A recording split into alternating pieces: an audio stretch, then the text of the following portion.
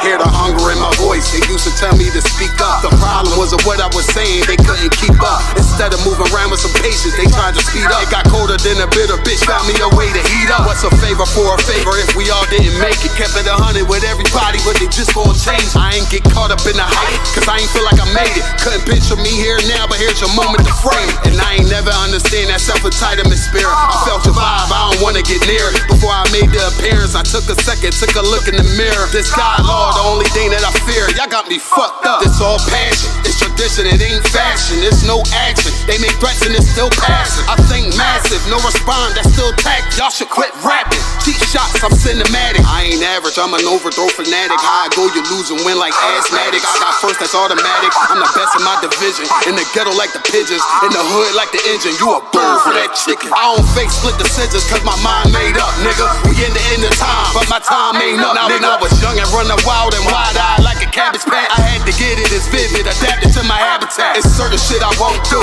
certain shit you can't prove. My shit sound like a payday, yours like more when the rent. If I had $1 for every dime you counted, I would be broke. Watch it be close, got a better chance, boxing the goat. And they know I'm raw, and they know the squad, and I'm feeling large, still in charge. I don't make it follow, I follow the law. Standing tall like they here on Mars. I just got a call from my bro, he behind the wall, he told me let it off. Niggas lying for some cat, I got a different line in me. Everybody intimidated, I got that guy in me. You can focus on them dimes, I'd rather keep my nine with me. Help me get this off the ground, just know you won't fly with me now. I try to make the news, I ain't playing by the rules. I've been trying to play it cool, but that ain't gon' be the deal. Y'all out here looking like fool. Home the truth, I ain't never had to choose. I'm trying to get beamed up, man, y'all trying to make the news. I ain't playing by the rules. I've been trying to play it cool, but that ain't gon' pay the bill. Y'all out here looking like fool. Home of the truth, y'all ain't never had to choose. Trying to get beamed up, man, y'all trying to make the news. I ain't playing by the rules. I've been trying to play it cool, but that ain't gon' pay the bill. Y'all out here looking like fool. Home of the truth, y'all ain't never had to choose. Trying to get beamed up.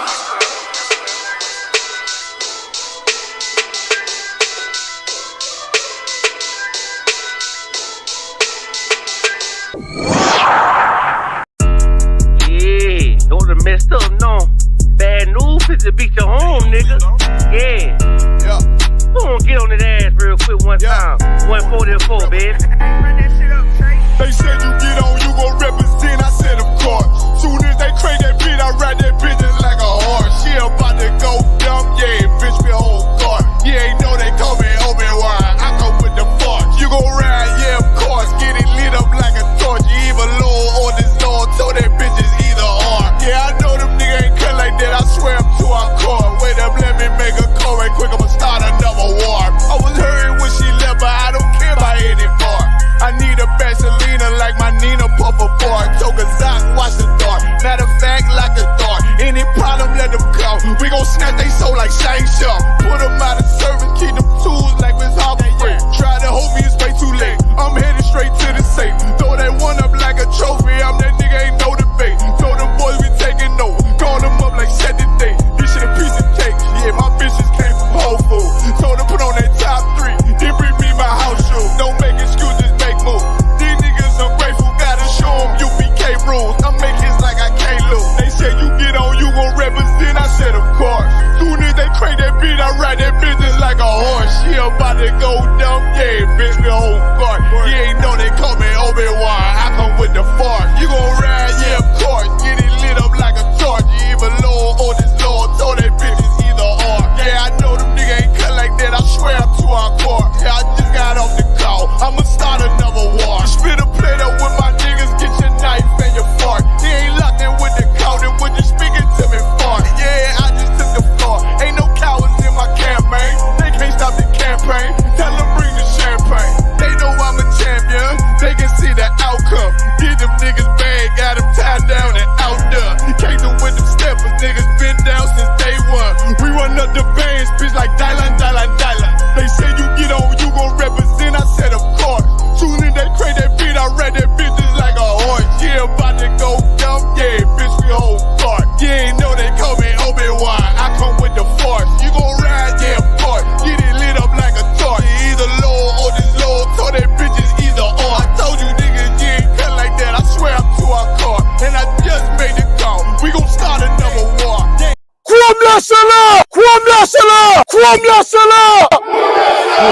Serious and you're looking for a Christ man, the one who anointed with the Lord, with the Spirit of the Lord to do his will,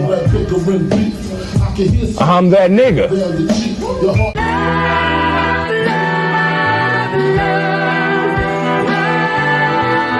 One West, 125th Street. Look, y'all put your faith in presidents like they gon' change this country. Win the league and let y'all play cause y'all gon' make a money. Fuck Obama, he ain't come here on cargo. Amazing honor don't lack no soldiers. For the spirit of the Lord, we don't lack no soldiers. You understand me? Like a saint, black, Hispanic, native, they hate y'all as the same. Hate Christ in they image, paint you as a slave. God ain't all love, scriptures say he hate African soft niggas, they know we not the same. School to prison pipeline to get you off the streets. Put you in the cell toilet connected to the sink. Molested as a kid, she prostituted as a teen. The byproduct of Martin Luther King dream.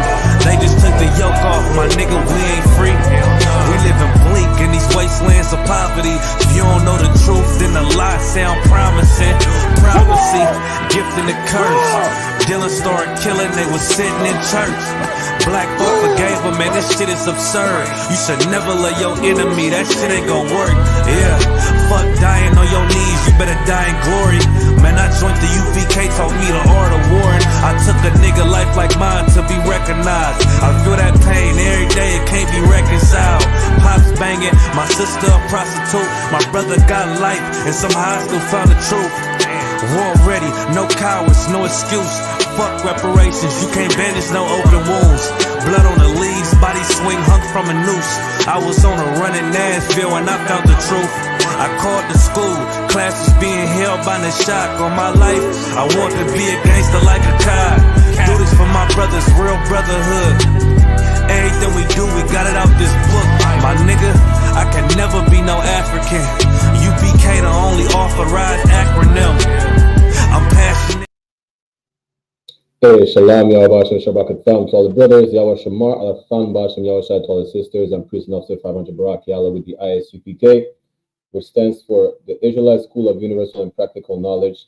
Started out on 1 West 125th Street, Harlem, New York, under commanding General YAHANNA. You understand? We're teaching the truth about this Bible. We're teaching the truth about our history and our heritage, right? That the people so-called known today as the so-called blacks, Latinos, and Native American Indians are the real biblical Jews of antiquity. And just like every Monday, we have our history class. And the topic for the next few weeks, as a matter of fact, will be the atrocities that were committed against our people, right? Some of the stuff that we're going to go through is not for weak stomachs, let's say it like that, right? So like it for the background noise, but let's get into it. You understand? There's a misconception that a lot of people like to say that we didn't contribute much into modern society, or things found throughout modern society like medicine or whatever the case is. Come to find out, this is an utter lie, and that our oppressor is truly the devil the Bible speaks of. Devil meaning deceiver. He lies about every goddamn thing, right? For example, we're gonna share this article right quick, right? Without our women, there will not be any such thing as modern gynecology, which is the practice of or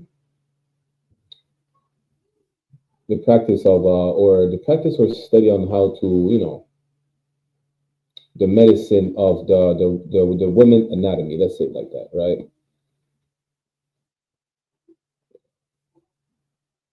Hey, Shalom, Yahweh Shemala, Tabash, and Yahweh Shai. I sound muffled. Hey, y'all put a 1 in the chat if the sound is Tawab. Put a 2 if the sound is La'a Tawab. Baba Kusha. As a matter of fact, give me 1 second.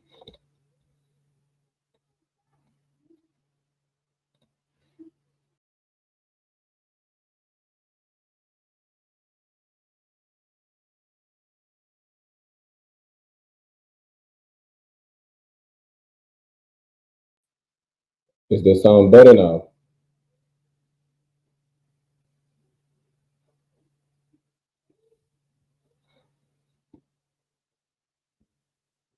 Let me see. Can y'all hear me better now? Okay, Most High in Christ. Shalom to Yam Yama, Shalom Adultus as well. Right, so let's get into it. Let me share my screen.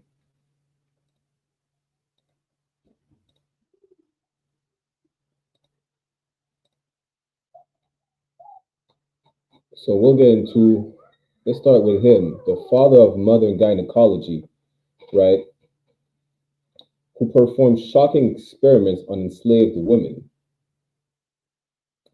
It says his use of black bodies as medical test subject falls into a history that includes his Tuskegee syphilis experiments and Henrietta Lacks. For those who don't know, this is the devil that they call the father of modern gynecology. And you're going to find out that it had nothing to do with developing a medicine or whatsoever. Even so, you know, whether it was to develop medicine or for scientific purposes, you're going to find out that all he did was just being a monster to our women. That's it. Shalom, Officer 2 Wolf, Dam Gabar, Yabasha Shabakta. To us for tuning in, sir. So let's get into it, right? A few medical doctors have been as lauded and loathed as James Marion Sims, who is the devil that's considered the father of modern gynecology. Credited as the father of modern gynecology, Sims developed pioneering tools and surgical techniques related to women's reproductive health, which is what gynecology is. In 1876, he was named president of the American Medical Association, and in 1880, he became president of the American Gynecological Society, an organization he helped found. All right, let's skip down a bit. But because Sims' research was conducted on enslaved black women without anesthesia, medical ethicists, historians, and others say his use of enslaved black bodies as medical test subject falls into a long, ethically bereft history that includes the Tuskegee syphilis experiment and Henrietta Lacks, which we'll get into in the following weeks. Critics say Sims cared more about the experiments than in providing therapeutic treatment, that he caused untold suffering by operating under the racist notion that black people did not feel pain. Why? Because at some point, you know, they were comparing us to animals, right? Even less than animals. And for them, since animals could not feel pain, then black people must not be able to feel pain either, right? And imagine that, all sorts of torture that our women underwent in the name of modern gynecology. Next time someone tells you that black people didn't contribute to anything of modern society, tell them that there would not be modern gynecology without our women suffering as test subjects, as damn near guinea pigs at the hands of this disgusting, perverted devil. You understand? And they're going to show you, they're going to mention a tool of gynecology that is used today that I think he created, if I'm not mistaken. Imagine the suffering that our women went through just so y'all could have modern gynecology today. Just so he could be the head of the gynecological, American Gynecological Society, right? So Sims, who practiced medicine at a time when treating women was considered distasteful and rarely done, invented the vaginal speculum, a tool used for dilation and examination. Now that's the tool I was talking about. Let's see what it looks like.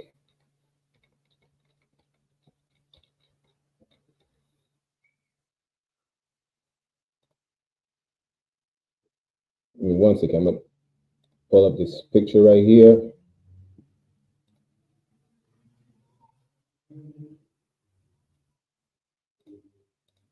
Y'all gonna see what he came up with by this. This is what he came up with, right? Now, mind you, he didn't just build this in a day or, you know, It was not instant. So our women had to suffer through trial and error in order for him to come up with this tool that we have today, right?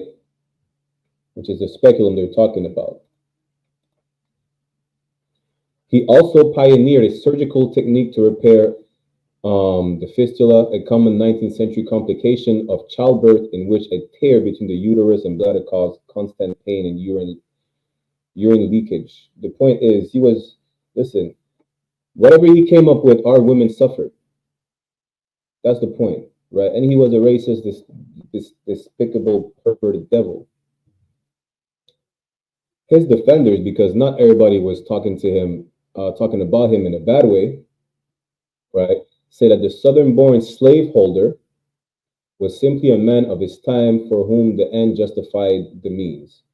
And that enslaved women with fistulas were likely to have wanted the treatment badly enough that they would have agreed to take part in his experiments. But history hasn't recorded their voices and consent from their owners, who had a strong financial interest in their recovery was the only legal requirement of the time. Basically, so they could keep making babies, right? So they could keep breeding them like livestock. They say, you know what? They must be inclined to take part in those experiments. It's for their benefit, even though there's no anesthesia administered to them whatsoever. It's for their benefit, right? But there's no proof. There's no proof. There's no recorded proof that any of these women ever agreed to be a guinea pig, ever. All he did is use his quote unquote master privilege, right? And because during slavery, you were not owner of your own body. It was not my body, my choice. Your body belonged to them, and they chose to do whatever they wanted with it. You understand? Let's see if we have more on this devil.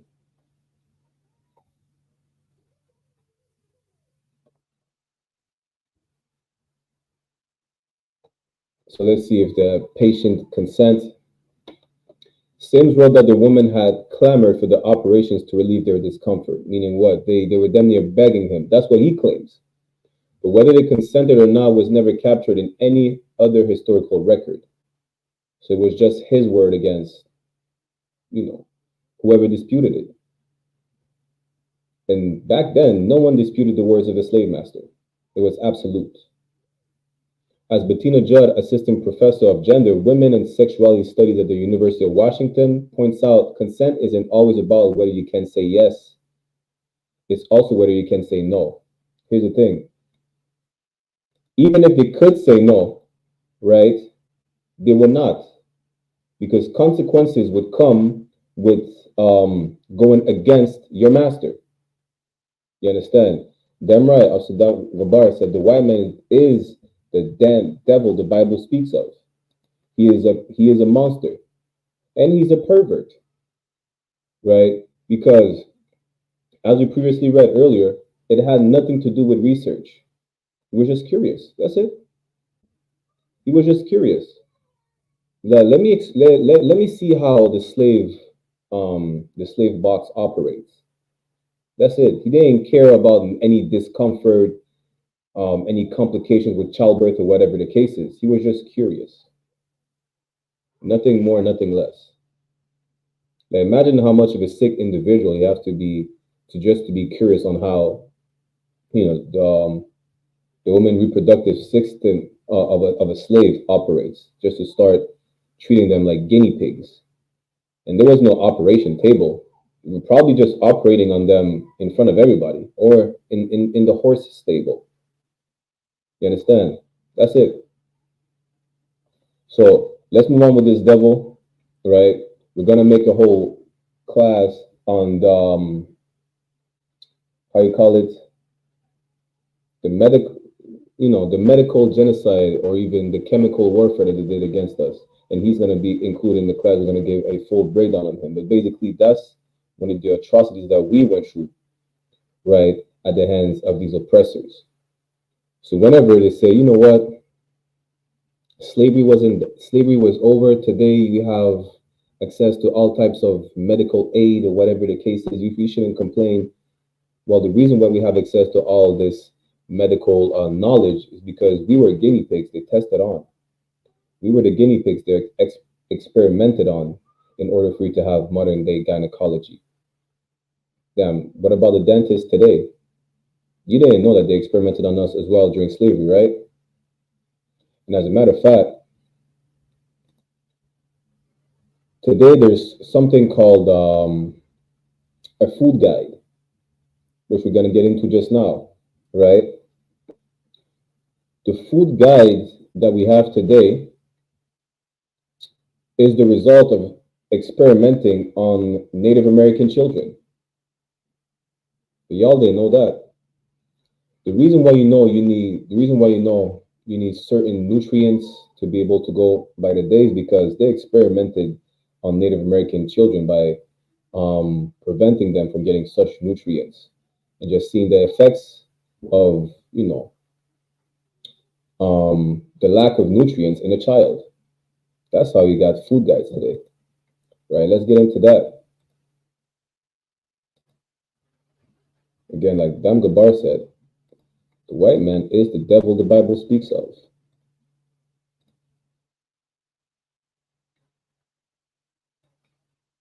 Salakia. Hungry Canadian Aboriginal children were used in government experiments during 1940s, researcher says. And this is how you got your modern day food guide, right? Now they say Aboriginal, but we know it's not talking about the Australian Aborigines. They're talking about the so-called Native Americans. So Aboriginal children were deliberately starved in the 1940s and 50s by government researchers in the name of science.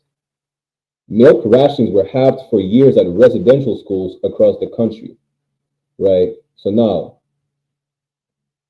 when they say God loves everybody, right, in the church, you understand? Did God also love those people that the church sent to run the residential schools that were experimenting on these children, starving them? Let me see if I could zoom in for y'all.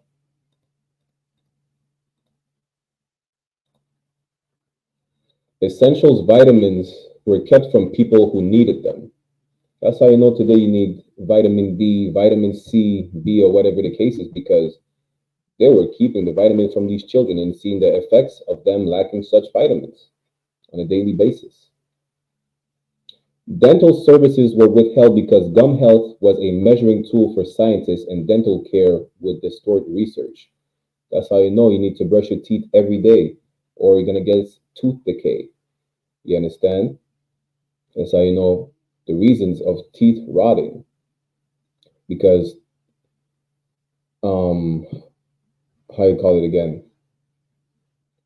People might say we're not as healthy back then whatsoever, but they were just experimenting on them. That's it. Like, let me see how long it gets for them to develop tooth decay if we don't brush their teeth, for a week, for a month, or ever. That's what we went through. When I say we, I'm talking about so-called Blacks, Latinos, and Native American Indians, because we went through the exact same thing. You understand? Just like we were guinea pigs, our so-called Gadite brothers, who are the so-called Native Americans, were guinea pigs as well. And not that long ago. I think the last residential school closed in 1997. I was 3 years old then. You understand? It closed in 1990. My brother was born when the last residential school officially closed its doors in 1997. Right? For a decade, Aboriginal children and adults were unknowingly subjected to nutritional experiments by Canadian government bureaucrats. Now, don't ask us ever why we don't like to go to the doctor. This is one of the reasons we don't like to go to the doctor. You understand? Because we were guinea pigs until 1997. Even today, a lot of Gadites, they refuse to go to the doctor because of the history of them being subjected to experiments unknowingly. And they don't know what they're about to go through. This disturbing look into government policy toward Aboriginals after World War II comes to light in recently published historical research. When Canadian researchers went to a number of northern Manitoba reserves in 1942, they found rampant malnourishment. But instead of recommending increased federal support to improve the health of hundreds of Aboriginals suffering from a collapsing fur trade and already limited government aid, they decided against it. Nutritionally deprived Aboriginals would be the perfect test subjects, researchers thought. Why? Because now they're going to see how long they could last without food, how long they could last without certain nutrients, whatever the case is. You understand? Researching the development of health policies for a different research project must be uncovered that vague reference to study conducted on Indians and began to investigate. Now let's see if we could go down a little bit further. So these experiments aren't surprising to Justice Murray Sinclair, the chair of Truth and Reconciliation Commission. The commission became aware of the experiments during their collection of documents related to the treatment and abuse of Native children at residential schools across Canada from 1870s to the 1990s. Again, everything that we went through, most of it was documented. They know what we go through. They know what we went through. They know that downtown Montreal, downtown Toronto, Manitoba, Saskatchewan, damn near the whole American continent is a graveyard. They know. Just like another thing that we went through, right? That I'm gonna bring out in a few moments. A lot of these were documented. That's how we're able to find these records, right? They can't hide anything or sweep it under the rug where it's just speculations or it's just hearsay from a reserve to one another. It's just hearsay that, oh yeah, you know what? They're still lynching people in the South. It's not. They can't hide the evidence. They can't hide the crime they committed anymore. So what the Bible says, everything that happens in the darkness shall come to light. Well, guess what? It came to light. Just like a couple of years ago, they were finding mass graveyards throughout Canada. And best believe they're still finding them, where thousands and thousands of Native American children carcasses are being dug up, right? They're being dug up where? Where the residential schools were found. Who knew that they were using electric chairs on Native American children in those residential schools for just peeing their bed? Yeah. And it's not something that's, uncommon for a kid to pee its bed, right? But the punishment that went with it was the electric chair for a lot of Native American children. You understand? Canada would not be so. Canada would not be the country it is today without the genocide that they committed.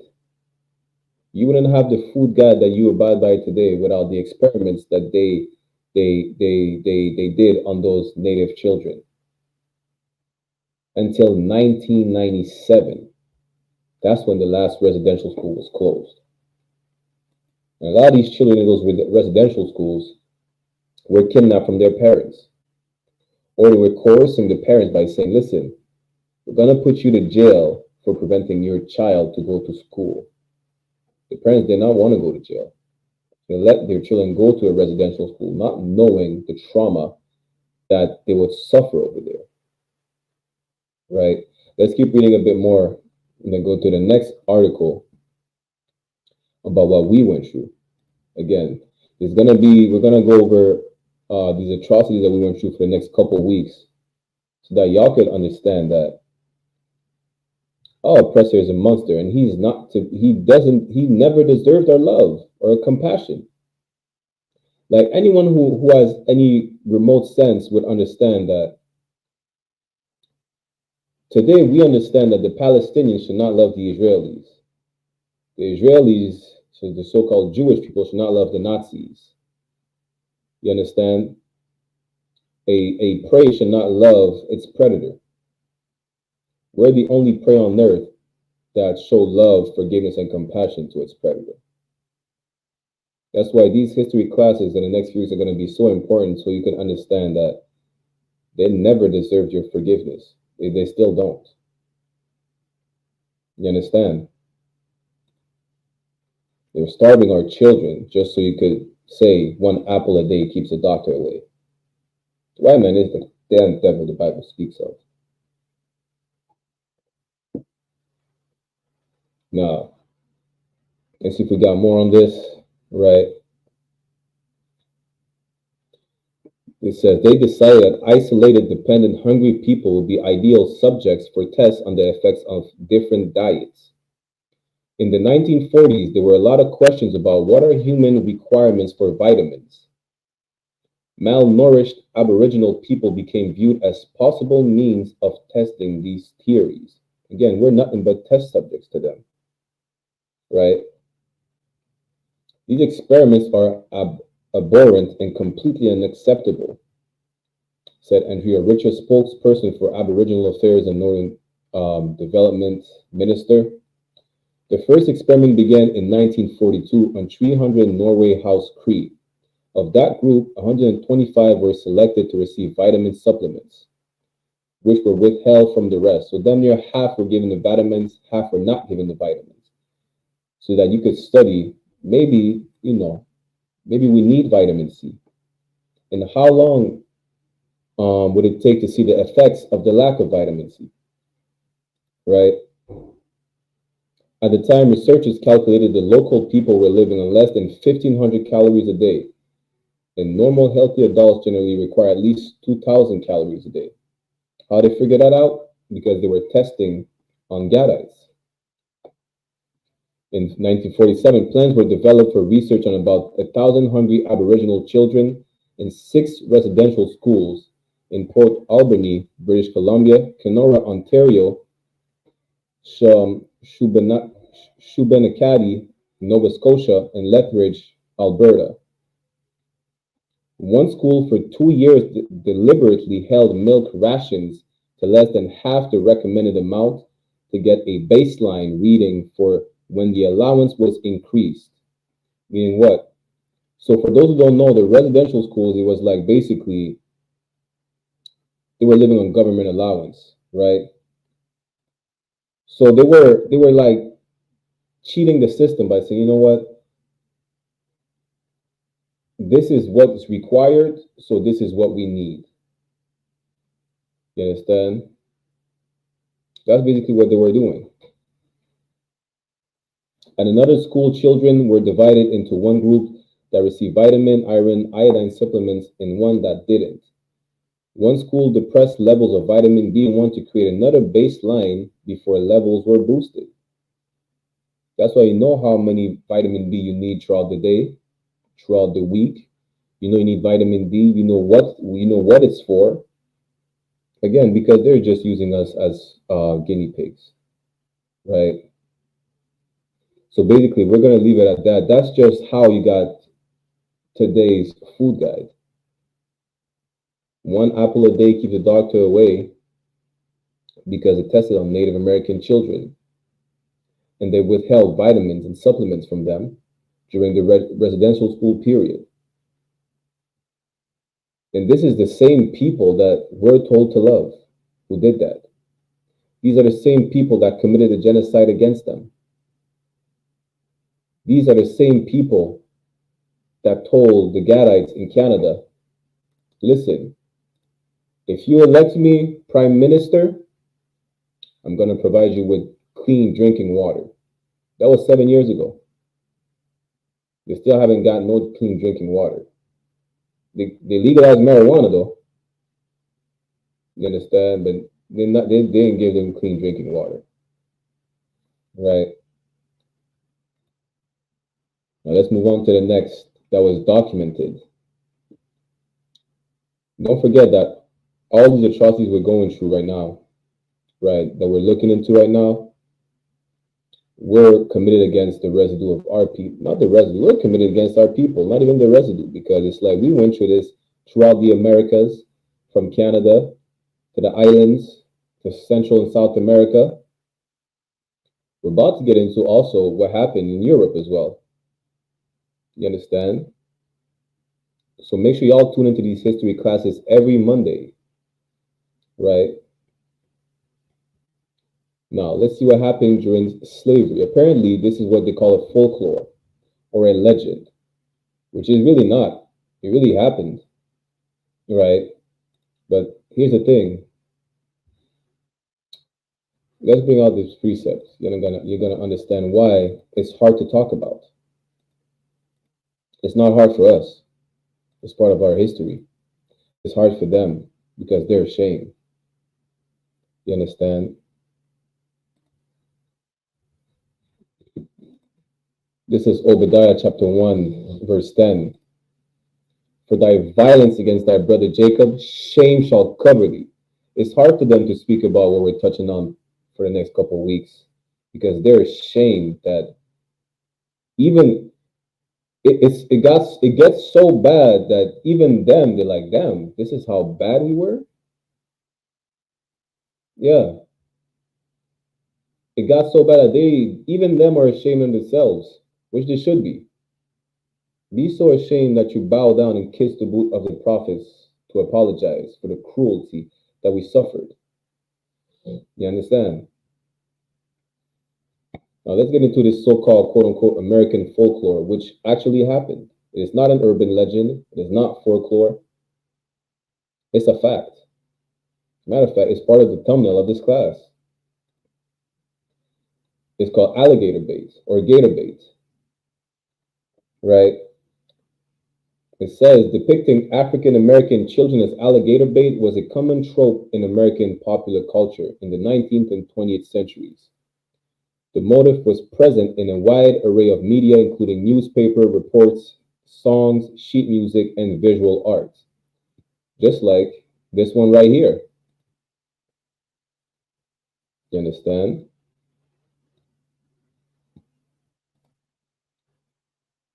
There is an urban legend claiming that black children or infants were in fact used as bait to lure alligators, although there is no meaningful evidence that children of any race were ever used for this purpose. Again, this is one of the lies that they like to spread, that it was only an urban legend, that there is no evidence, right? What did we just read in Obadiah chapter 1, verse 10? Because of their violence, for thy violence against thy brother Jacob, whose name was changed to Israel, right? The forefather of the 12 tribes, shame shall cover thee. They're really just ashamed. They can't believe that they fed babies to alligators. That's why they don't want to talk about it. They can't believe that skinning babies alive and dangling them over the waters just to bait some reptile to shoot them and make a crocodile handbag. They can't believe that's American history. It is part of American history. You understand? Whether you like it or not, it's part of American history. There's nothing you could do about it. The only thing you could really do about it, if you really feel sorry about that, bow down and kiss the boot of the prophets. Lick the dust of our feet. If you want to have, a little mercy when Christ comes back. You understand? That's it. Right? And it is real.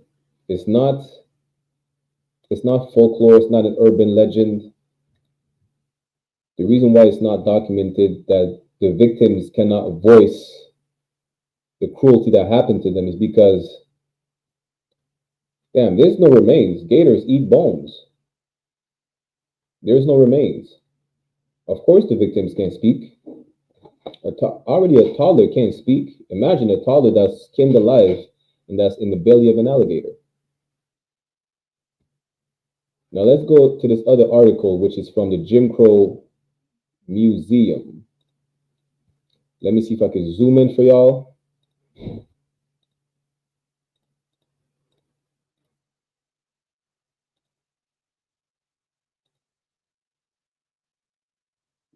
Because what it says, that it isn't really a question of whether African American babies were used as alligator bait, but the question is how frequent was the practice. So it's not that it never happened, it's how often it happened. You understand? During slavery and the Jim Crow era in the U.S., African Americans were brutalized and mistreated in almost every way imaginable. Now, wait till we get into the other articles we got for the day. Y'all will not believe it. One of them is in French, so I'm going to have to translate for y'all, but y'all will not believe what we went through.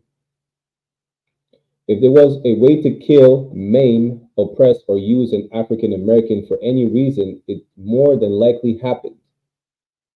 So any ways that you could imagine that we died, that they were torturing us, best believe it happened. Damn, they made shoes. They made shoes out of our skin. See, if the skin from an African American might be used for leather shoes or handbags, then pretty much all atrocities were possible and probable, which really happened. African American babies being used as alligator bait really happened, and it happened to real people. It doesn't seem to have been widespread practice, but it did happen. Why was it not widespread? Because you can't find gators in every single state in America, right? Where it mostly happened is in the South, like Florida, Georgia, and especially Louisiana and Florida, right? Give me one moment.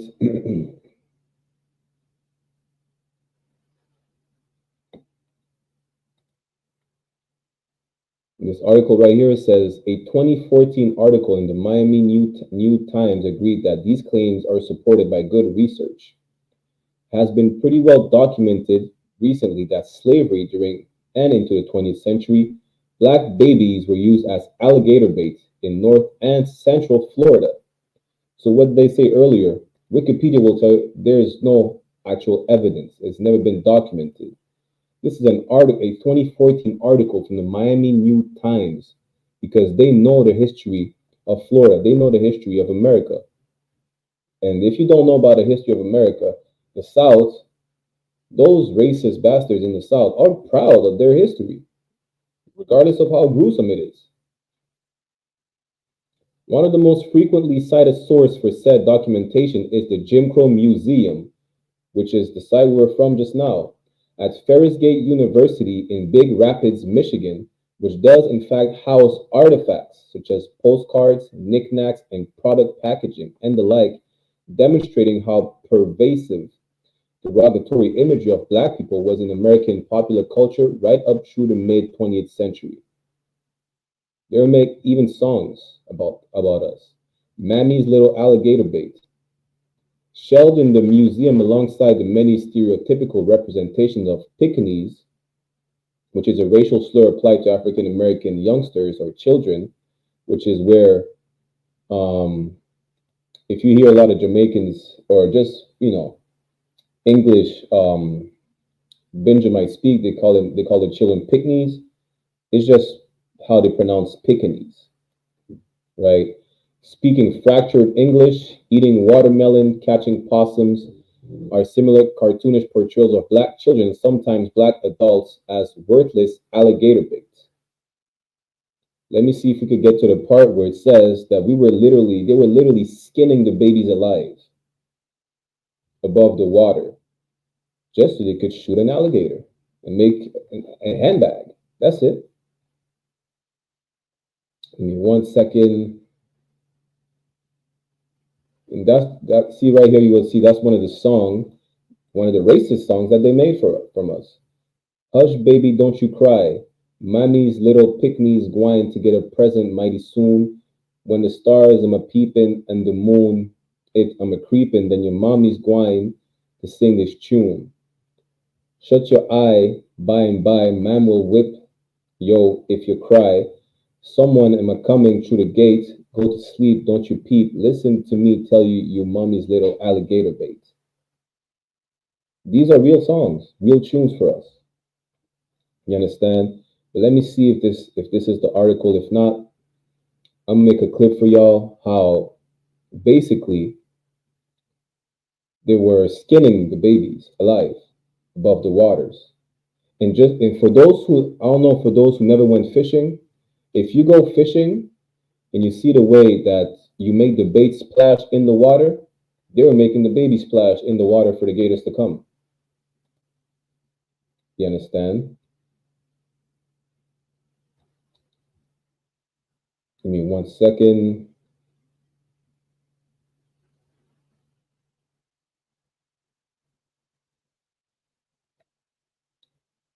Da da da.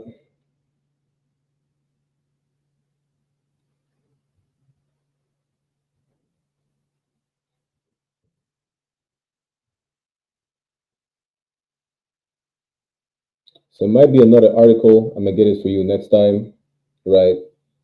But basically, they were skinning the babies alive, right? They were skinning the babies alive. They were splashing the babies on the water so they attract the alligators. And then, listen, go on National Geographic and look at how alligators hunt.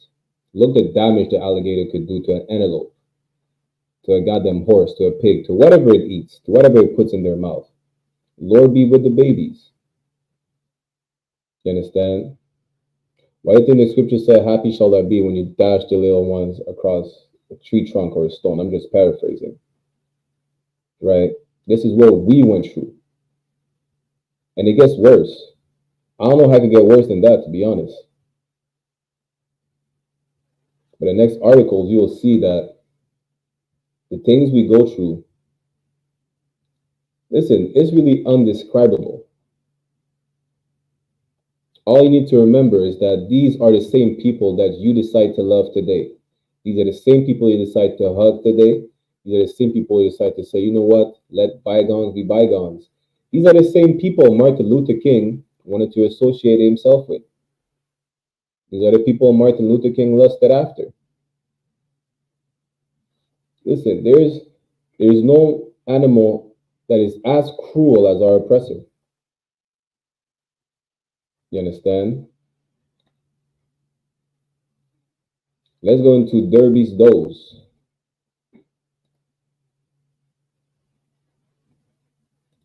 And then we'll bring out the document, which we'll get into what happened on the violence that happened to us in the French colonies. Why the French colonies? Just like that, I decided to pick. We'll do the French, we'll do the English colonies, the Spanish, and the Portuguese. It is not for sensitive stomachs. So what is the Derby's Does? Derby's Does was a cruel and unusual punishment and torture used in Jamaica to punish slaves who attempted to escape or committed other offenses like stealing food on plantations that were owned or run by Thomas Thistlewood. Who was Thomas Thistlewood? He was a slave master or overseer in Jamaica. And how do they know that? Because they found, just like many other slave masters, he had a diary where he was writing down whatever punishment he came up with. He was just writing it down in a diary. They found it, and that's how we know about Derby's Does and other punishments that would befall upon us. Right? Thomas Thistlewood wrote about his outlandish behaviors and disturbing treatment of Jamaican slaves extensively in his 14,000-page diary. The runaway would be beaten, and salt pickle, lime juice, and bird pepper would be rubbed, right, into his or her open wounds. Another slave would defecate in the mouth of that slave, who would then be gagged with their mouth full for 4 to 5 hours. The punishment was invented by Thomas Thistlewood, a slave overseer, and named after the slave Derby, who was made to undergo this punishment when he was caught eating young sugarcane stalks in the field on May 25th, 1756. This is how listen, this is how despicable our oppressor is. He's dating the day that he came up with this punishment, right? Which could be found in his diary. However,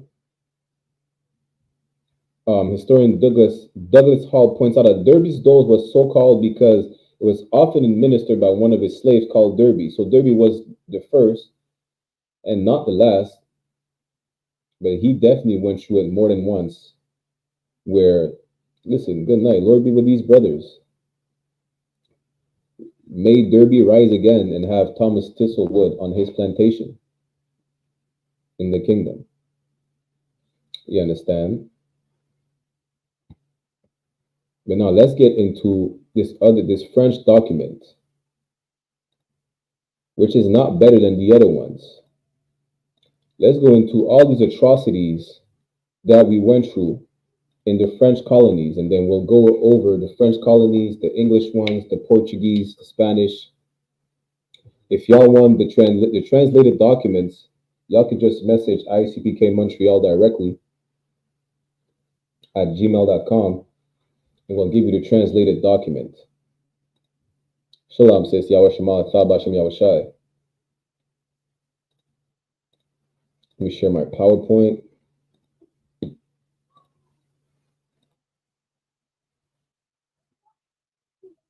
All right.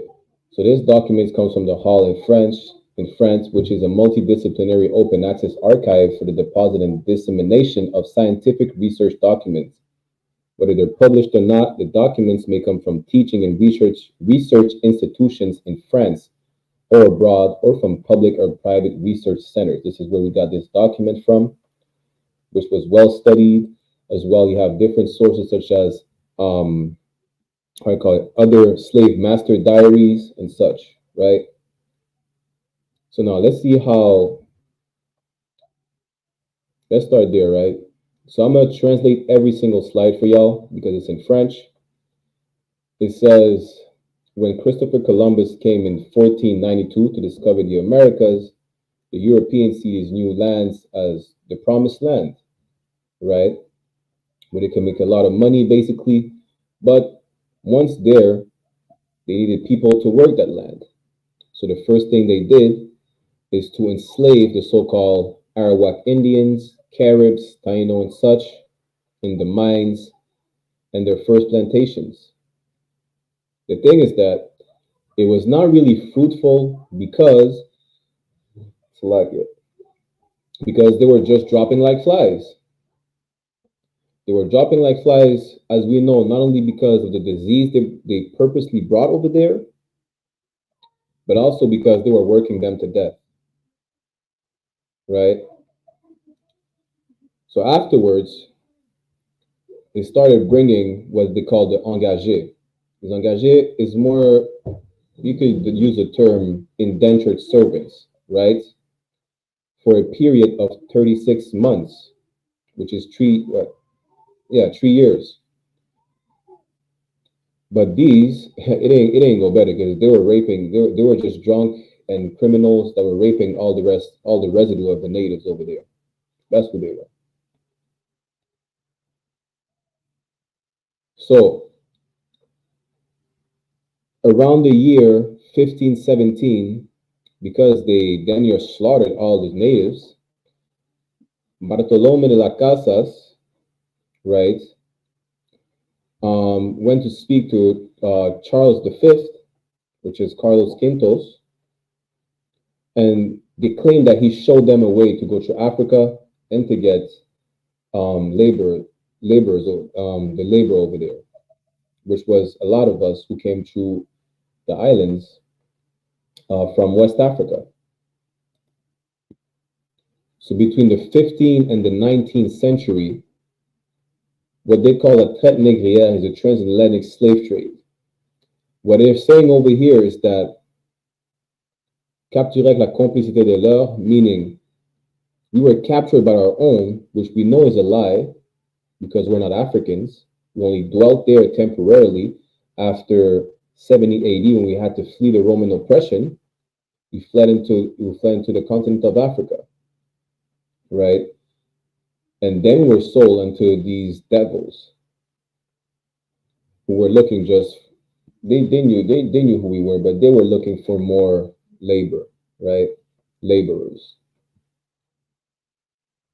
Now that you got the context of how we ended up in the Caribbean, in the Americas, let's see some of the violent acts that we suffered and some of the reasons. which they claim were justifying all the violent acts that we suffered.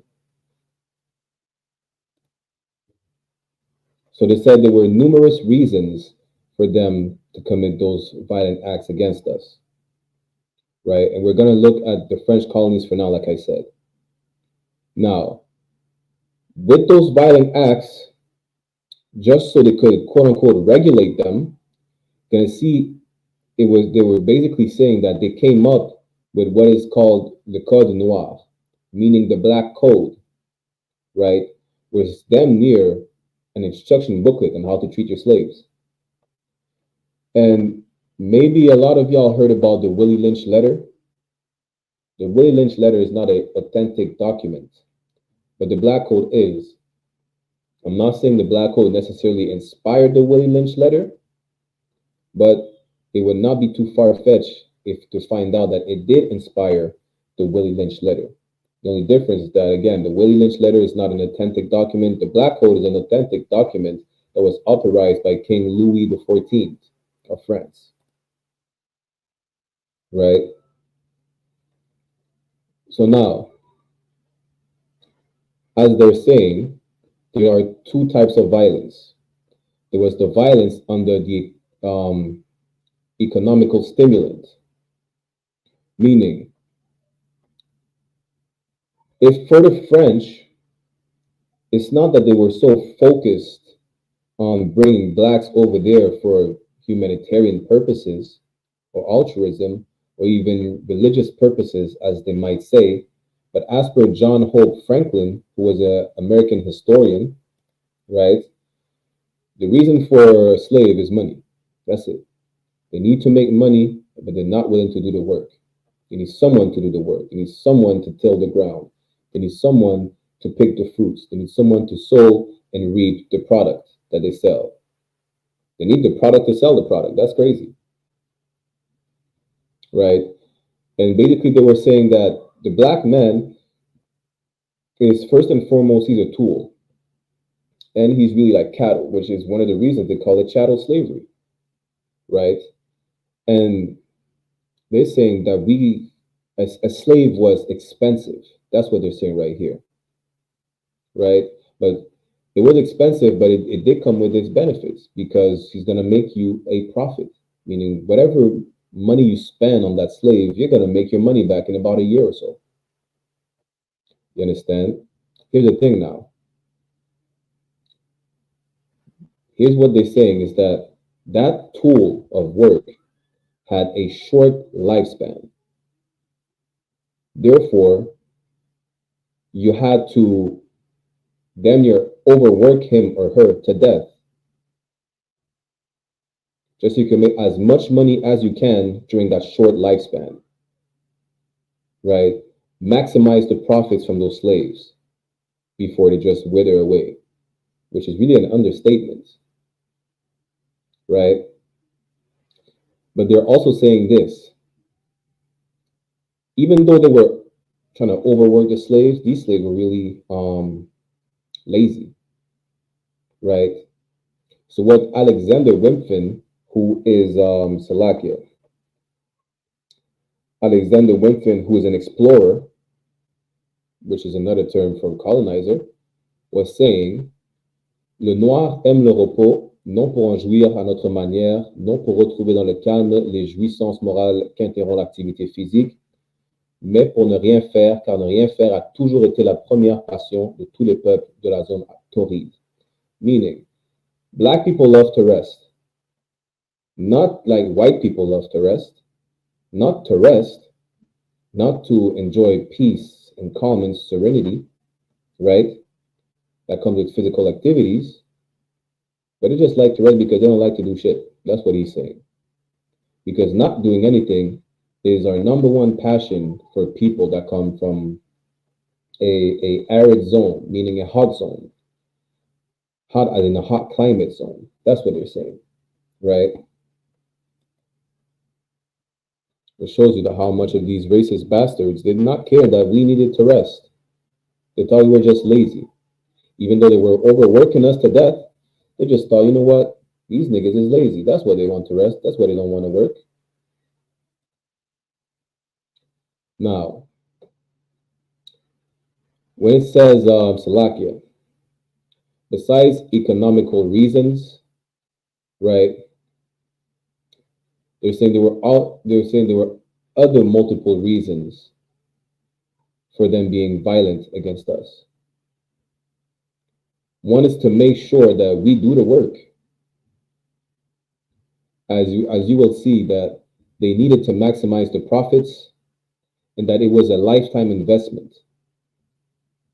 So they needed to make sure that they paid for what they got what they paid for. Salakia. You understand?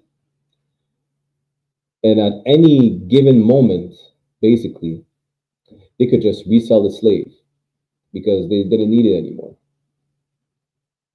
Right?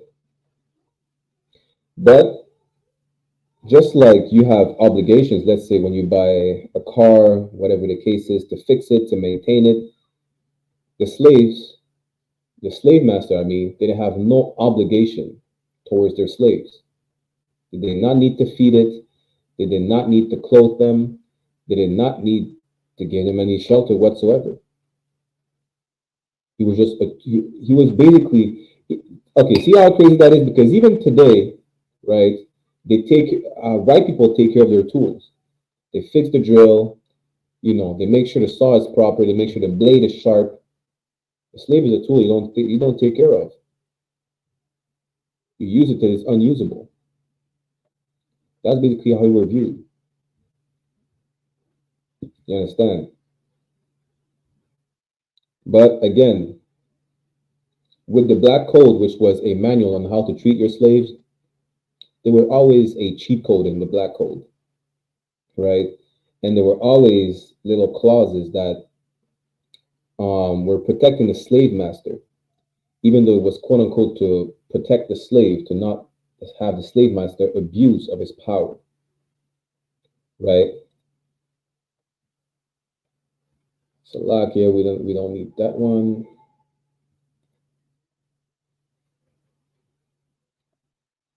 Also, one of the ways that the slaves were bought were a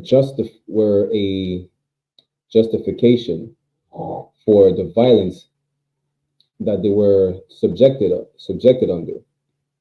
Right? To give an example, Father Labat, who was a missionary, was saying basically he had to buy 12 slaves that damn near costed him 5,700 francs, which was the currency before the euros. And he had to pay that in sugar, which you could use to pay certain stuff, because sugar was really prized during slavery. It was damn near white gold at the time, right? And he had to pay that, and he had 6 weeks to pay it.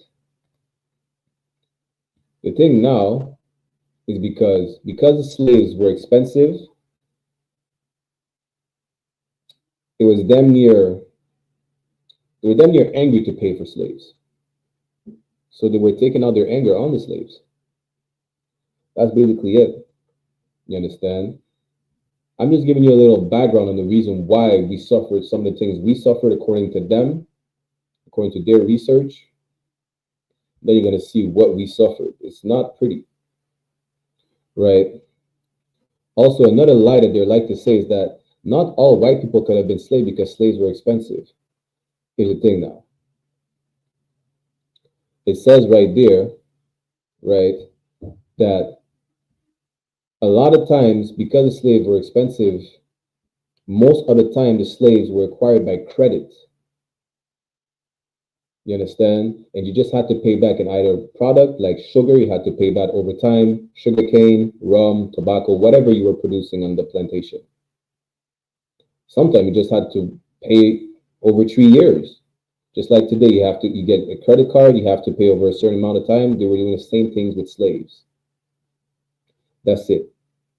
You understand? So it's a lie that, well, slaves were too expensive for all white people to own slaves.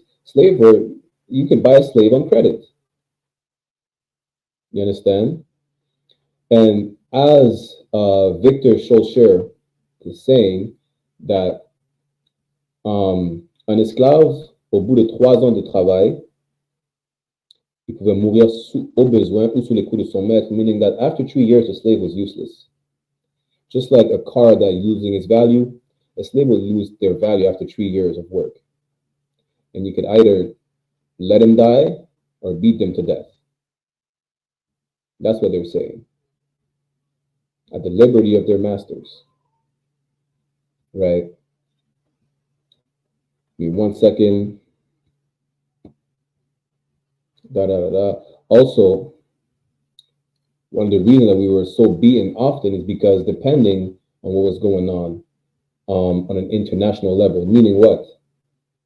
Meaning, let's say they had a crisis or they had a war going on and they needed to boost the economy, they would make sure they were beating us that we work more, if that makes sense, right? They were pushing us to the limits. That's what they're saying, because not everybody was able to produce sugar at the time. Not everybody was able to produce rum to exchange these goods. So they had to make sure that we produce all these goods on the plantation for a slave master to make as much profits as they can during that crisis. Now let's see, we don't need this one. Again, all the other thing here again is that the slaves were just tools or machines that you push to the limit to make the most profit. And then once the machine just dies off, just get another one. Right?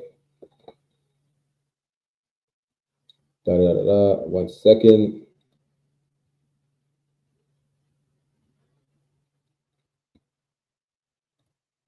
Let's jump to this one. Right? So what they're saying is that in the colonies, especially in the French colonies, that they're saying that the death rate was exceeding the birth rate, which is one of the reasons why you always had to import new slaves, right? Because slaves were dying more than they were giving birth.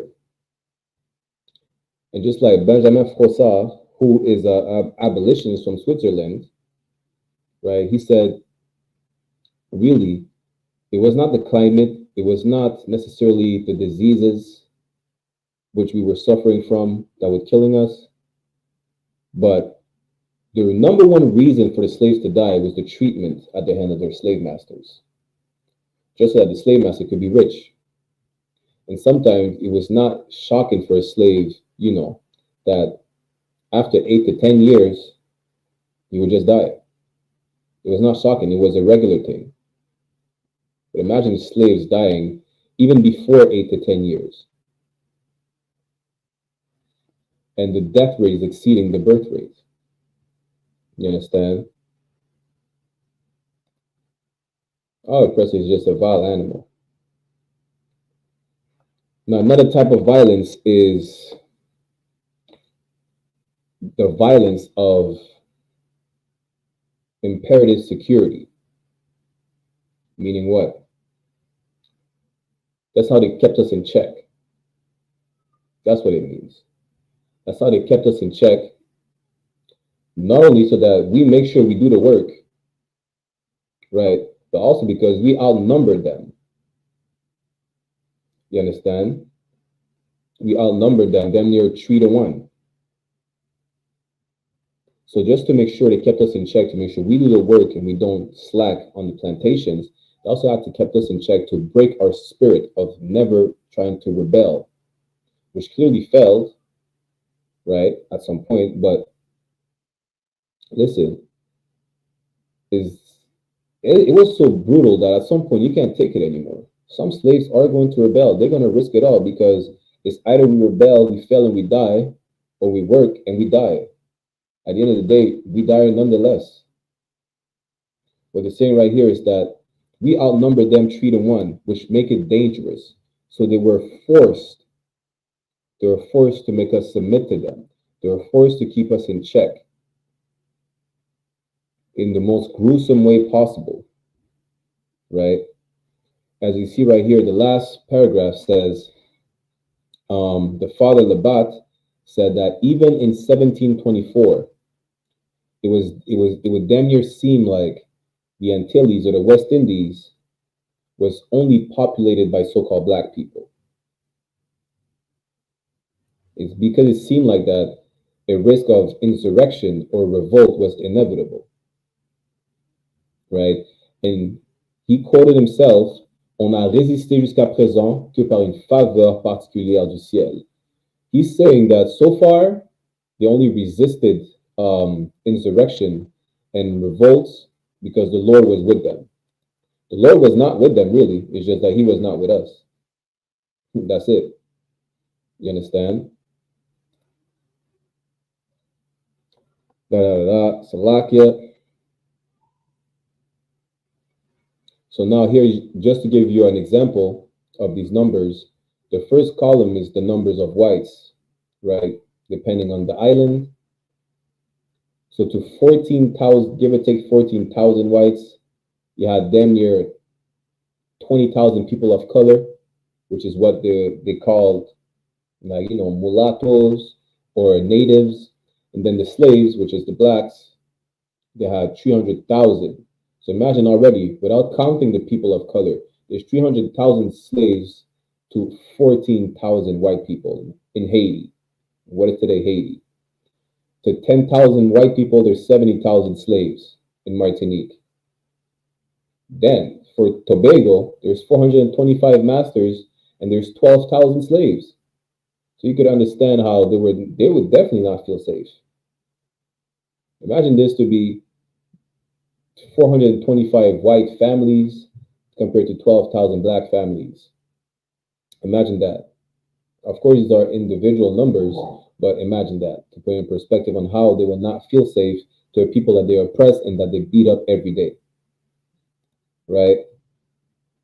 So it says right here, the only solution that the masters found to maintain this population in check is, I don't even know what word that could be used, but it's just to beat them to the point where they're never going to try to do anything ever. That's what they're saying, right? Again, they were using the black code just to keep the so-called know how to treat your slave. The same way you see instructions on the Willie Lynch letter, you're gonna find similar instructions in the black code. But there was no sanction if you kill your slave. You just probably had to pay a fine. That's it. Again, there was always a cheat code that even though you're trying to make sure to not kill the slaves, just to make sure you break them, you break their spirit, you beat them half to death, there was a cheat code that said, listen, if you end up just beating your slave to death, just pay a fine. You understand?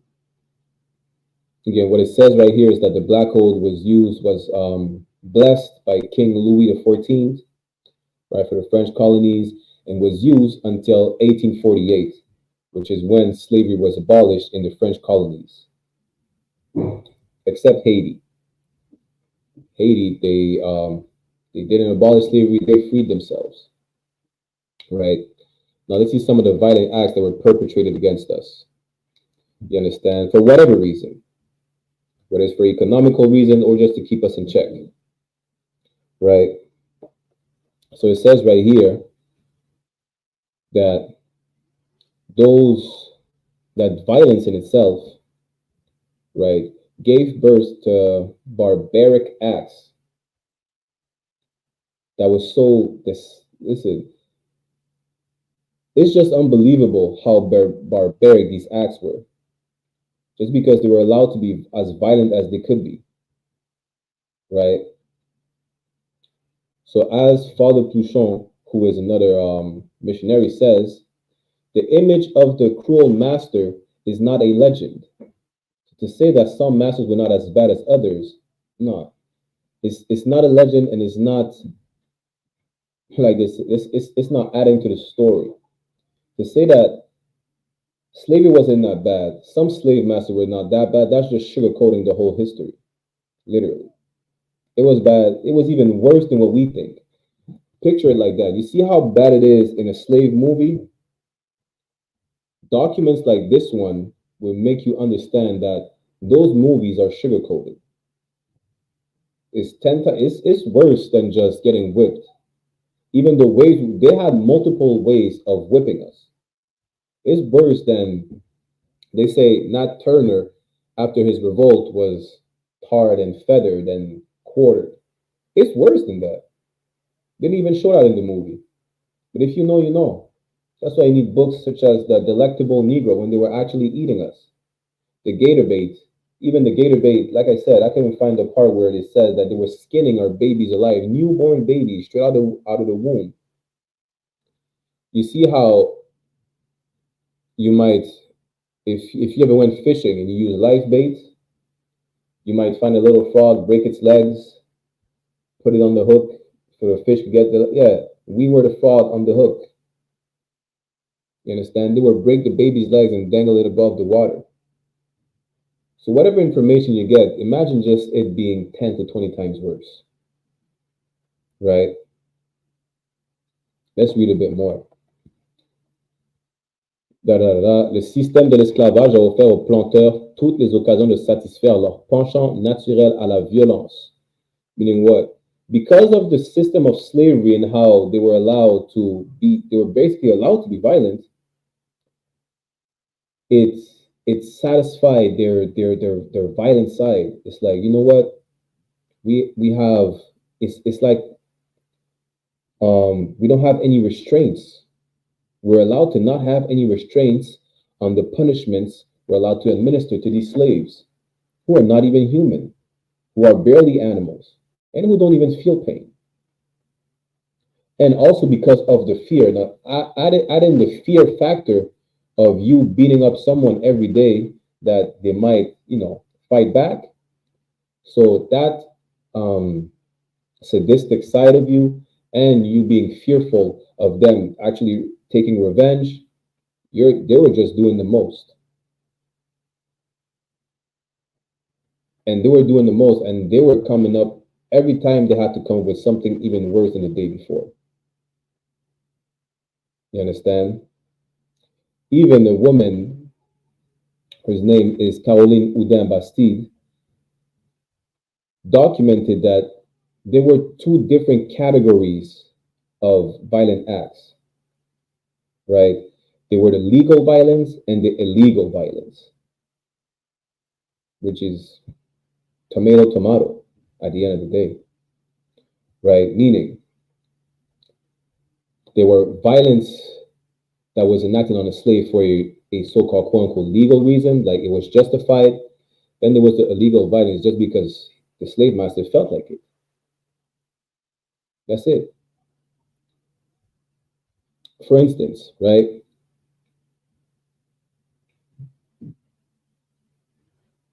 In one moment, part of the legal violence is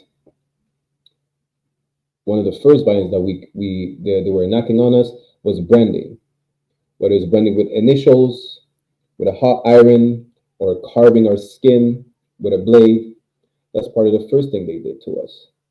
You understand? And sometimes, okay, basically you were then you're branded once you got on the boat. You were branded once you got a new slave master. And if you were sold into a new slave master, you were branded again, to the point where you damn near look like a Egyptian obelisks. You see, damn, Salakia. Let me put it in better perspective for y'all. You were gonna be, you see the way Lil Wayne has all these tattoos? Imagine these tattoos being branding scars. And that's how you would look like a lot of times. You understand? It was so bad that you would look like the slave that Will Smith portrayed in the movie Emancipation, after being branded so many times all over your body. Instead of being Lil Wayne with tattoos, you'd be Lil Wayne with branding marks, literally. Right? Sometimes you use tools like these, put it in hot iron, heat it up in coals, heat it up in fire, and brand your skin. When you got on the boat, when you got off the boat, when you got to a new plantation, we got from a new slave master, damn, you had to be shipped from one plantation to another.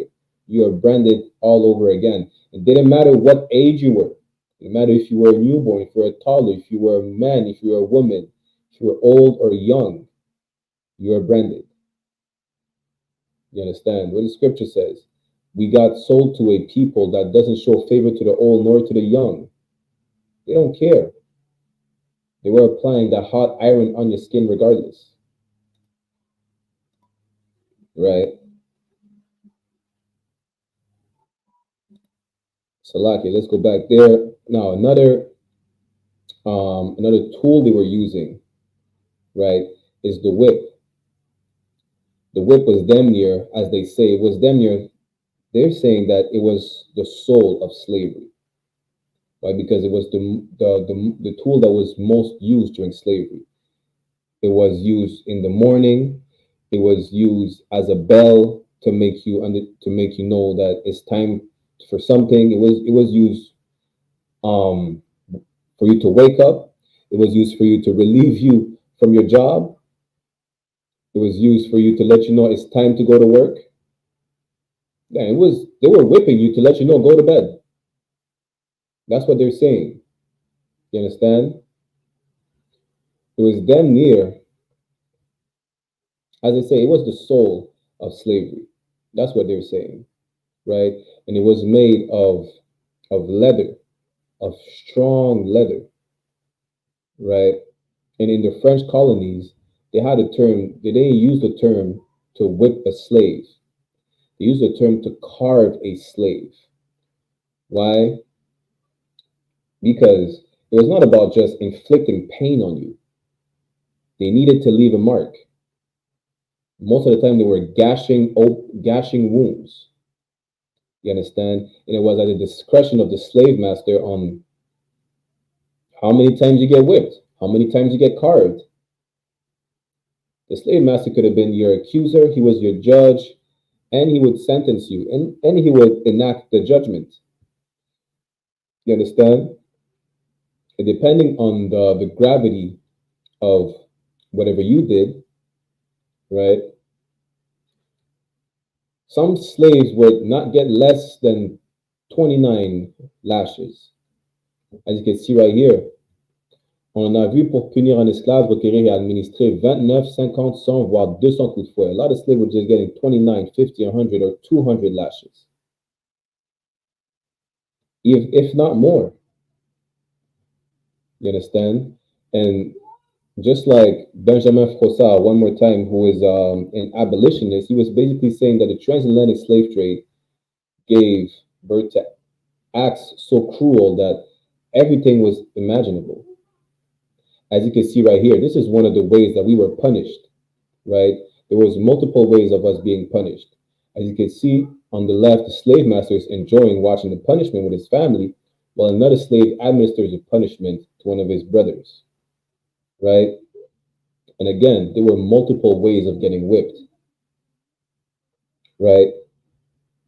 And multiple reasons, whether it's for you being a maroon, for you being a so-called thief, just for you saying no to your master. Damn, just for you being late on the plantation or looking at someone the wrong way, one word, one honest mistake, you probably get 50 lashes. Damn, sometimes you were just getting flogged. For those who don't know, this is not just the whip they were using. They were using all types of tools to make sure, you get 100% of the pain that they feel you deserve. You understand? And they were doing that a lot of times in public or in front of a crowd. Not only so that the slave is being used as an example for other slaves to not do the same thing he or she did, but also because it was entertaining. They were entertaining the masses by saying, you know what? I'm going to punish one of my slaves today for such and such reason. It didn't matter why. The slave was getting punished in front of a crowd. And really, it was mostly for entertainment. You understand? And if the slaves would not show any sign of resistance, if the slave would show some sign of resistance, meaning he's not just taking the punishment, if he was not screaming, if he was not crying, if he was not letting himself get humiliated, it was just getting worse.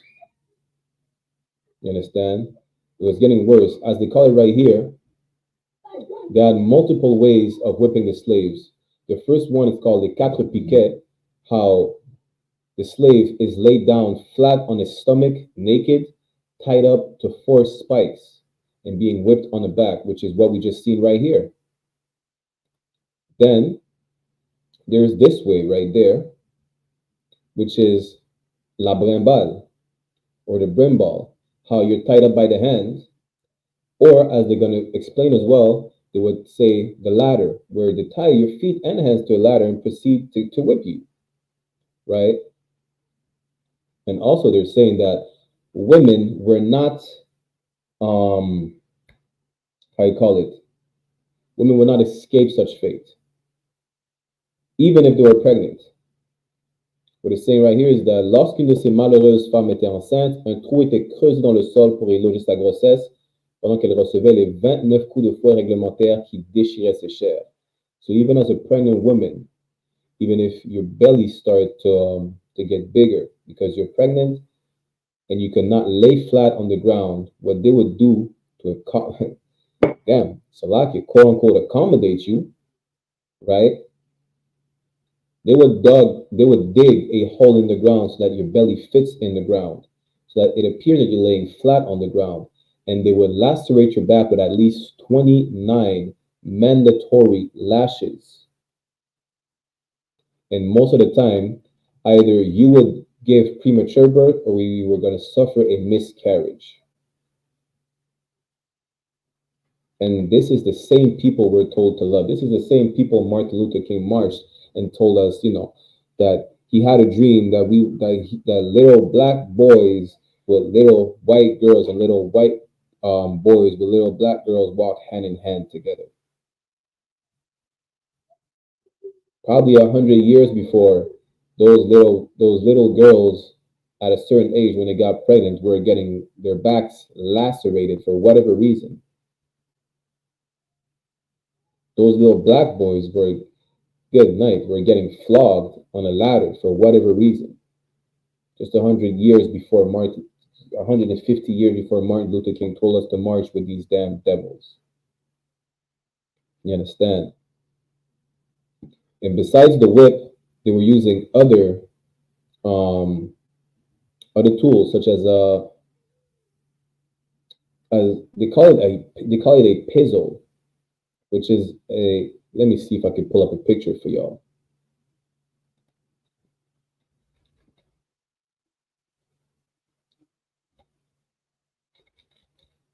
Which is made from a bull sinew. That's what they would use. 1 second.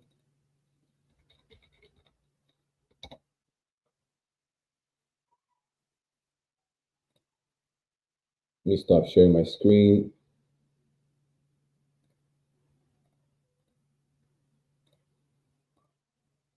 So this is what they will use to whip the slave as well. They will use these made from sinews of bulls. You understand? That's what they will use to whip the slaves. Right? Some of them, they were putting steel in the middle of it. A lot of it was made from, flexible vines. And that's what they used to beat the slaves. Right? The objective was always to lacerate your back and leave you with gashing open wounds. You understand? Now let's get back to it. Not only that, but as we've seen with with Derby's dose, the one who got his or her back lacerated, it was not the end. It was not enough. What they would then do is pour some either lemon juice, salt water, pepper, pimento, right, vinegar, or even hot ashes, right? They were saying sometimes it was just to heal faster, to prevent gangrene, but really also is just, listen, it's time for you to go to work. Your back is bleeding, no sweat. Put some lemon juice, put some hot coals, close the wound, and get back to work. That's basically what they were saying, right? And some of them, it took more than a month for them to be able to sit down again. It took more than a month for them to just be able to lay down after suffering. 29 lashes were just the bare minimum. We know it could go to up to 200 lashes. You understand? As you can see right there is the public flogging of a slave, and this is how you would end up. For those who wonder about this picture, this is a real slave. This is the slave Will Smith played in the movie Emancipation. Now imagine the back of all the brothers and sisters open like this one. And then you pour salt, you pour vinegar, you pour down lemon juice, ashes on these wounds. Why? Because our oppressor is a monster. That's why. And that's why God is going to exterminate them. You understand? Now, because our oppressor was always worried that, you know what, after that flogging, maybe some of them are going to revolt. What they're saying right here is that because of their insecurity, because they're outnumbered, because they're bullying us like, in any unimaginable way possible, they had to come up with new ways that were even more horrible than the previous ones. So besides flogging and being whipped, we were getting mutilated in all types of ways. The worst, what they saying was the worst is that, they were putting us to death. Death was damn near the only thing we wanted at this point, for a lot of us. But we were getting mutilated in all types of ways. It says right here, that one of the legal sanctions was to section your shank. Now, the human shank is equal to your shin. They're cutting your leg off.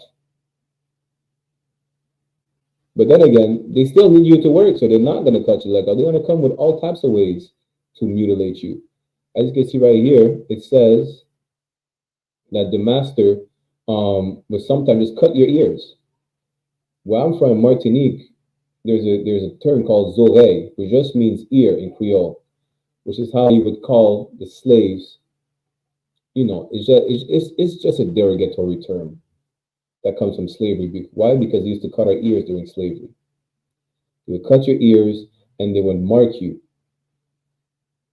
And they would make sure a lot of these mutilations are visible so that slaves could see that you did something that caused the master to cut your ear, to cut your nose, to cut your tongue. Right? As we go down into this paragraph, it says a lot of times, whether they're cutting your feet, your hands, your fingers, they're cutting the breasts of the women. And even worse, a lot of times they were cutting your rod, right? Which is the only pleasure you had left, which is, sleep with your woman while they were cutting your rod. They were cutting your sexual organs. They were doing anything. Whatever they could cut, they clipped. They had to make sure it's even worse than the day before to make sure, listen, if you don't want to end up like this slave, you're going to obey. You're never going to disobey. You're never going to say no. You're always going to show up on time. You're always going to make sure you overwork yourself to death without expecting any compensation, any compassion, whatever the case is. Lest I have to cut your feet, your fingers. I have to pull your woman to the side and cut her breast in front of you. I have to gouge out your eyes. I have to pull your fingernails. As it says right here, they were pulling their fingernails and their teeth. And that was, if you right here, the second sentence says, mais cela ne suffisait pas. That was never enough. Whatever we went through, it was never enough. Because that's how sadistic they are. You understand? In the multiple ways that they had to administer that torture on us, every time was flourishing. I mean, they always had new ways to torture us.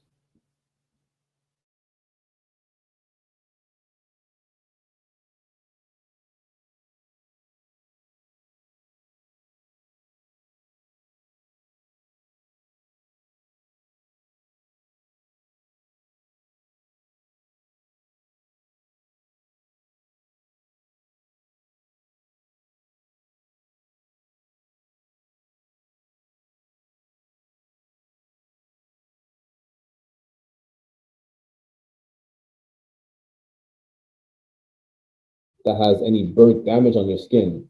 Listen, your skin could just peel off at this point. You understand? Even they're basically saying in this on this slide at the end that those like how could these atrocities be justified as simple punishments? It's more just pure. They were just purely sadistic at this point. You understand? And every time it was worse. That's what they're saying. They came up with ways that instead of just mutilating them, let's just prevent them from ever eating. You know, because we were eating sugarcane to like, listen, we were getting that sugar boost on the plantation. But you see, they were putting, let me see if I could find a picture for y'all. Right?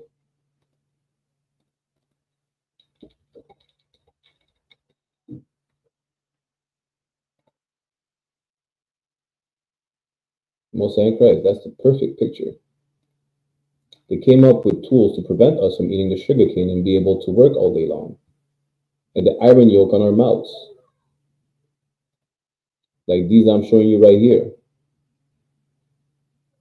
You understand? This is what the tools they came up with. That you know what? You're not going to eat the sugarcane. You're going to work and starve to death on the plantation. Right? That's what they were doing to us. And some of them, what they were doing is they were putting them in a dungeon. But that was very rare. Why was it very rare to put us in a dungeon? Because they needed us to work. They needed us to put us to work, and that they considered that we cannot give these slaves a break. So why put them in a dungeon? What's the point of putting them in a dungeon if all they're going to get is a break? You understand? Let's just starve them. Let's starve them. Let's cut their appendages, right? Let's lynch them. Worst comes to worst, we're just going to kill them. That's it. We're going to hang them from their neck. We're going to hang them from their feet, hang them from their trunk, which is your midsection. Sometimes you're getting hung from you were getting hung from your baby makers. They didn't give a damn. Sometimes you were getting quartered, meaning they were tying a horse, they were tying ropes to each one of your members, meaning on your 2 arms and 2 legs, really on your wrist and your ankles, and each rope was tied to a horse that was going to run in, every single one of them was going to run in different directions. They were whipping the horse and you were getting quartered in public. You were getting smoked, literally. The same way you smoke some meat on the grill, you were getting smoked. As it says right here, you're getting smoked, or you see the way there's a machine to crush wood, to crush garbage. There used to be machines to crush sugarcane. You'll be thrown in the machine that crushed the sugarcane. You understand? And they were saying maybe that was not necessary. Well, none of these violent acts were ever necessary. Sometimes you were naked and they were pouring sugar on you. And they were burying you next to a wasp nest or a red ant nest or even put in a cage with hungry birds and hungry dogs. They were starving their dogs and pouring pig's blood on you so that they could eat you alive. You understand? That's some of the atrocities that we went through. No other nation went through that. And this, we should never forget. Right? We should never forget what we went through. Just like the Palestinians can't forget, what was it, October 7th last year, or whatever the case is. The Jewish men can't forget the Holocaust. Right? The Armenians can't forget what the genocide they went through. All these nations can never forget. The Chinese can't forget the Japanese invading them, and vice versa. So why should we forget that these people literally fed us to dogs? These people used us as gator baits. Why should we forget that we were hung from trees in all types of ways? Why should we forget that we were branded damn near every time we went somewhere? You understand? We should never forget that. With that, we'll keep going next week for a part 2 of the atrocities that happened to the nation of Israel, right? Through these following weeks, you're going to understand that you should never forget what your people go through, just like other nations never forget what their people go through. You understand? With that said, I'm Priest Officer 500 Barakiala with the I.S.U.P.K, which stands for the Israelite School of Universal and Practical Knowledge, and I will see you tomorrow for the Brotherhood class. Shalom, Yahbashem Shabbat Tam to all the brothers, Yahweh Shamar Latam Bashem Yahweh Shai to all the sisters.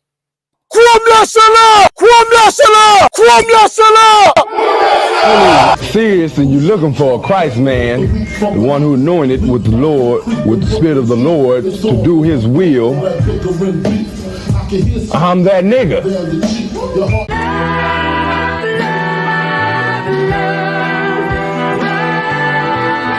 One West, 125th Street. Look, y'all put your faith in presidents like they gon' change this country. Run the league and let y'all play, cause y'all gon' make a money. Fuck Obama, he ain't come here on cargo. American honor don't lack no soldiers. Through the spirit of the Lord, we don't lack no soldiers. You understand me? The saint, black, Hispanic, native, they hate your ass the same. Hate Christ and they image, paint you as a slave. God ain't all love, scriptures say he hate African soft niggas, they know we not the same. School to prison pipeline to get you off the streets. Put you in the cell toilet connected to the sink. Molested as a kid, she prostituted as a teen. The byproduct of Martin Luther King dream. They just took the yoke off, my nigga, we ain't free. We living bleak in these wastelands of poverty. If you don't know the truth, then the lie sound promising. Prophecy, gift and the curse. Dylan started killing, they was sitting in church. Black folk forgave him, man, this shit is absurd. You should never love your enemy, that shit ain't gon' work. Yeah, fuck dying on your knees, you better die in glory. Man, I joined the UPK, taught me the art of warring. I took a nigga life like mine to be recognized. I feel that pain every day, it can't be reconciled. Pops banging, my sister a prostitute. My brother got life, and somehow I still found the truth. War ready, no cowards, no excuse. Fuck reparations, you can't bandage no open wounds. Blood on the leaves, body swing hung from a noose. I was on a run in Nashville and I found the truth. I called the school, classes being held by the shock on my life. I want to be a gangster like a cop. Do this for my brothers, real brotherhood. Everything we do, we got it out this book. My nigga, I can never be no African. UPK the only authorized acronym. I'm passionate about my brothers and sisters. We in hell, I ain't got nothing against them. That's another religion. If it ain't under YAHANNA, ain't he murdered by them and got a hug from YAHANNA. That's the way out for a coward in my observation. They don't fear the Lord, they indoctrinated. Wolves in sheep clothing, Joe Osteen. Real priest bringing back black royalty. One West on my headpiece, rank and order. Can't let them trick me off the streets, I gotta raise my daughter. I got brothers at the border ducking ICE agents. I got the name change, it was life changing. My family thought it was a game. Put on all black, they said I was going through a phase. It's more of us in jail than it was slaves. Chose. Somos la Escuela Israelita del Conocimiento Práctico Universal. Hoy estamos aquí. Lord Commander General YAHANNA, I.S.U.P.K.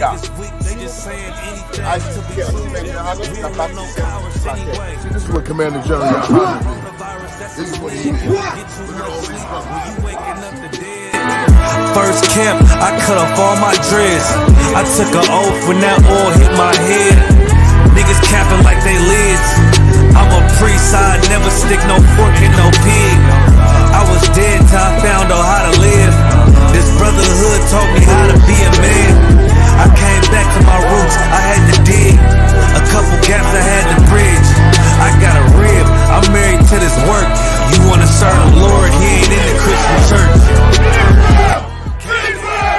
I had to dig. That's right.